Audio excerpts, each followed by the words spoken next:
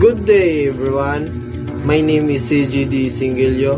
My topic is constitutional isomer.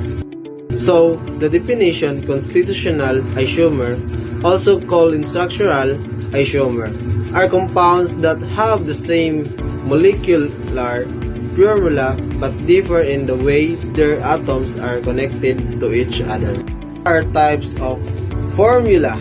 This is a molecular formula and structural formula. Molecular formula is show the number of each type of atoms. Example, C5H12. Sa ikaduha is structural formula show how atoms are connected. Example, N-pentane and isopentane. So, why constitutional isomer occur? Constitutional isomer occur because carbon atoms can connect in different way while keeping the same molecular formula.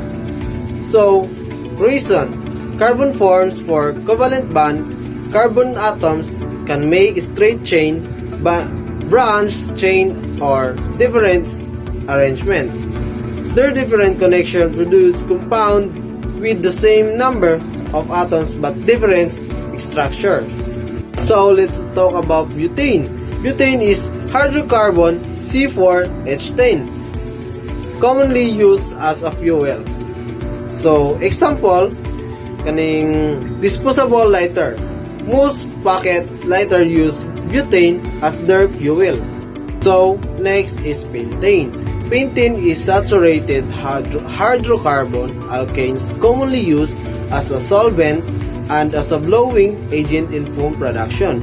So nasa example like pentane, C5H12 as a 3 structural isomer in pentane. So we have 5 isomer of hexane. Una is hexane. Ikaduha is 2-methyl pentane. Ikatulo is 3-methyl pentane. Ikaapat is 2,2-dimethyl butane. And ika-lima is 2,3-dimethyl butane. So next is longest carbon chain. The longest carbon chain is the longest continuous sequence of carbon, atoms, and organic molecules. It is used to determine the parent name in IUPAC nomenclature. So next, IUPAC naming. IUPAC nomenclature is systematic method of naming chemical compounds according of rules established by International Union of Pure and Applied Chemistry. So, physical properties. Physical properties are characteristic of a substance that can be observed or measured without changing its chemical composition. So, we have 9 examples for physical properties. Una is color. Kaduha, odor.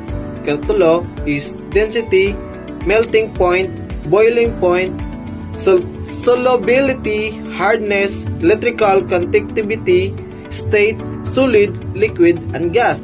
So, we have the last part, importance in agriculture and organic chemistry.